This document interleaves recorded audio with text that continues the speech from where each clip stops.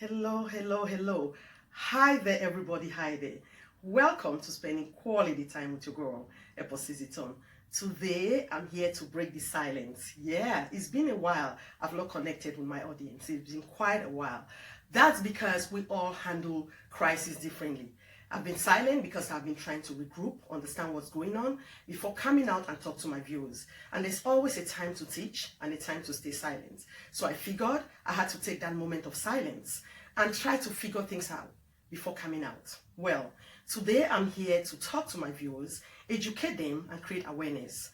We know what's going on in our world at large. We know that there's a crisis which is going on, which is a pandemic that has affected mankind. And every part of the world is facing this one way or the other.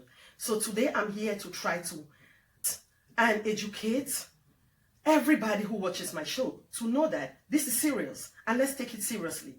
I know there are lots of information out there, lots of theories, lots of hypotheses, lots of ideas. The scientists, the doctors, the politicians are still trying to figure this out. So regardless what our belief systems are, regardless what we want to think or believe about this, we have to respect authority. We have to follow what they're telling us, because all we can do as a people is to do our own little part to keep ourselves protected and also protect those around us, especially the vulnerable. Healthcare workers are going out there to help the sick. They are putting themselves frontline in this pandemic. They are going out there to fight a war that they don't even know who the enemy is. And we have to take that seriously. The only thing we can do to help our healthcare workers is to be able to respect authority and do the things that they're telling us to do so we can reduce the vulnerability that we are facing. Please, as a people, let's not go into that syndrome of thinking that it's not real. COVID-19 is real. If it hasn't affected your family member, your friend, your sister, know that people have lost friends, family members, sisters, co-workers. COVID-19 is real, and let's take it seriously. Well, I'm a healthcare worker, so I know what it takes to get up every day and put on your uniform and go face the vulnerable and go out there and face the sick. You go to people's homes, for those who are private duty nurses. You don't even know where they've been, what they do, how they live their lives. You have to go into their environment and have to deal with them. It's very risky and it's very challenging. So please, as a people, let's not go into that idea of not taking this seriously. This is serious. And they keep talking about, trying to watch the news so you can be abreast with what is going on. Very important. I know that you have a lot of media frenzy. Some people are scared, worried, panicking, and anxious. But we have to understand that they have to inform us of what's going on. If you're one of those that the media is keeping you anxious, at least watch the media just once. The news, especially, that's what I'm talking about. Watch it once a day so you are aware of what's going on, because you cannot live in a society where there's chaos and you don't keep yourself abreast with what's going on. So watch it once a day, get the main idea, the main information, and then you can decide to do other activities, other things that can keep your mind off the pandemic so you are not so stressed. Well, I'm going to go into the whole idea of how we can help ourselves during this period. I'm going to start with what the authority is telling us. The authority is letting us know that we have to help to save ourselves, protect ourselves, so we can reduce the risk associated with this pandemic. Because like I say, they still don't have all the knowledge about it. Even those who are healthcare workers, they're still in that feeling of not being sure of what they are facing. So they've told us about hand washing. Hand washing has been a standard precaution that has been practiced over the years. Healthcare workers are very aware of hand washing, and even people in the society know about hand washing. But sometimes we get lazy, we get too comfortable, and we don't keep, doing the things that we need to do in terms of washing our hands and not being able to transfer bacteria and viruses. But this is a time that they're stressing and telling you that whatever you're doing, whatever you touch, don't forget to wash your hands so you can be able to protect yourself and protect the others around you. Also, they're talking about social distancing. Social distancing is trying to stay a few feet away from the next individual. They're talking about 6 feet. Whatever you're doing, if you're out there doing grocery, if you're out there just exercising, please keep that social distancing, because it's presumed that that helps. Like I said, we're still trying to figure this out. So try to keep that safe distance.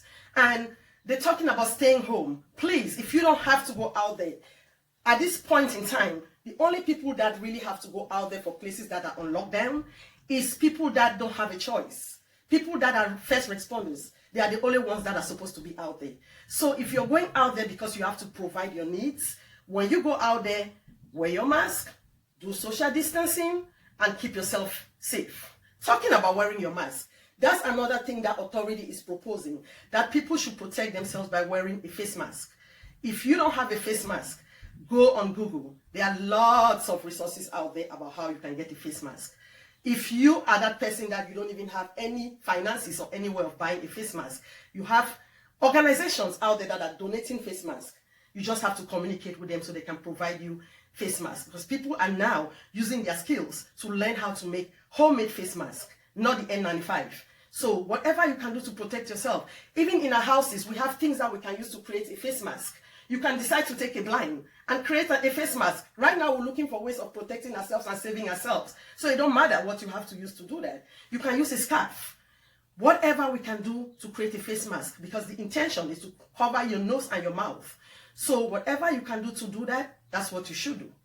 Well, I've talked about the various things that we should do, which the authority is asking us to do to minimize, reduce the risk of this pandemic. But also, this is a time that people are very anxious. People are losing faith. People are just angry. So please, we do know that I've always said on my shows, we came on earth. Somebody brought us here. So this is the time to connect.